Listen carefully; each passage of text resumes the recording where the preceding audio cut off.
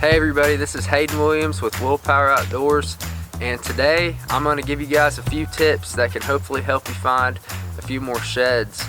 And it's been the most asked question I've got the past about month and a half, 2 months, is where do you find your sheds, how do you find your sheds, and what time of year. And I'm just going to kind of run all that down for you today.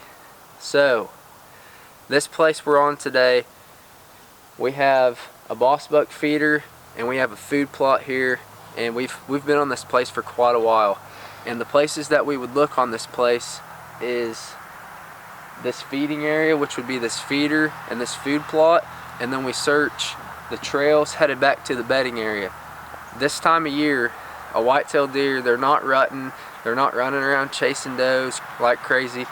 Their travel path is very, very small, and that's good for finding sheds. You want that for finding sheds.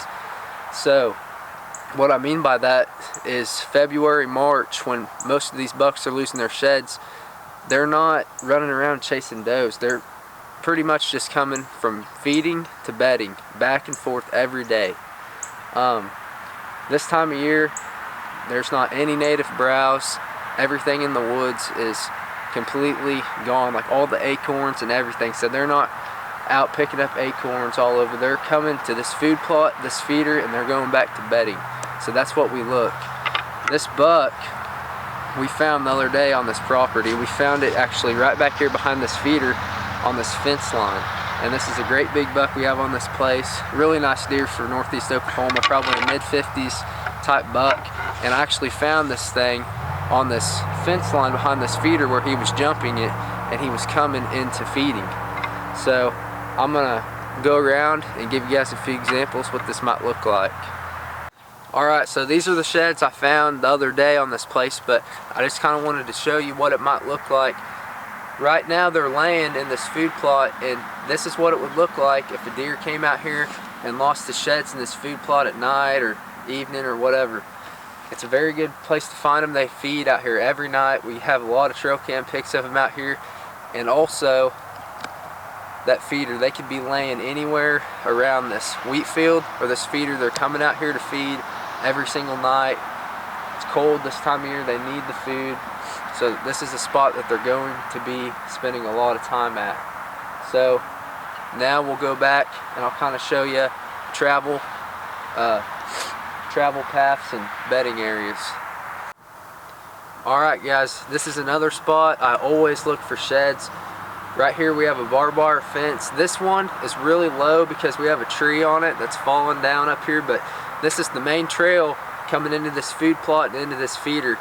And you can see the fence right here, it's really low, but they're still gonna have to hop over this, and literally like right here, just like that, is where I found these sheds the other day. It's where this deer had came from the feeding, jumped this fence, he was going back to bedding, and he lost him right here. So, like right here on this plot, I wouldn't just search this part of the fence. I would walk up and down this fence, and any fences around this food plot, or even any fences in the woods that they're going to have to jump to get back to their bedding areas. It's a great spot to look for sheds. I can't tell you how many sheds we find on fence lines each year, so that's another really good spot to look for these sheds. Alright guys, we're back here in the bedding area now. So we've looked the food source, we've looked the trails heading to this bedding area, now we're in the bedding area. And this is another really good spot to find sheds. We have a few deer beds right here. We got a lot of really thick cover like briars and stuff. And we have a rub right here. They spend a lot of time back in here.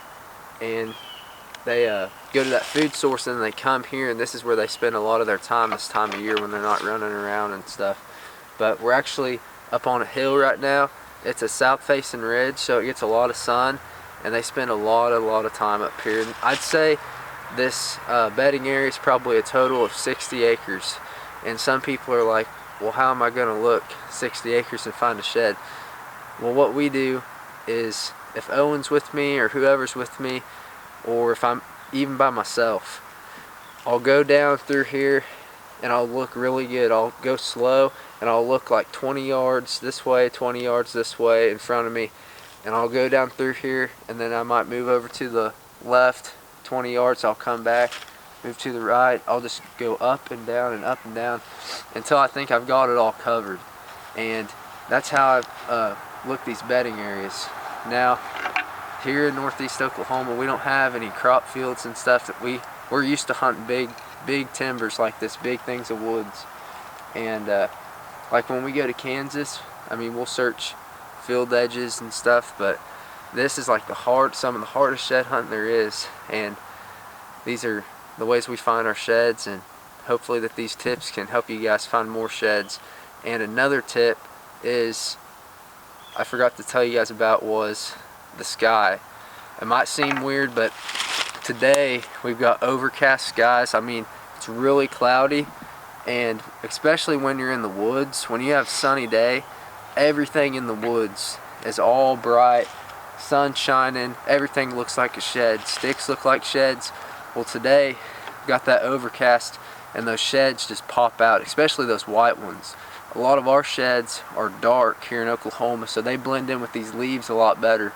But like when we go to Kansas on a cloudy day, you can see those white sheds from a really long ways away. So that's another tip. Those cloudy days, food sources, travel, bedding areas, fence lines, all that good stuff. I hope that these tips help you guys find more sheds.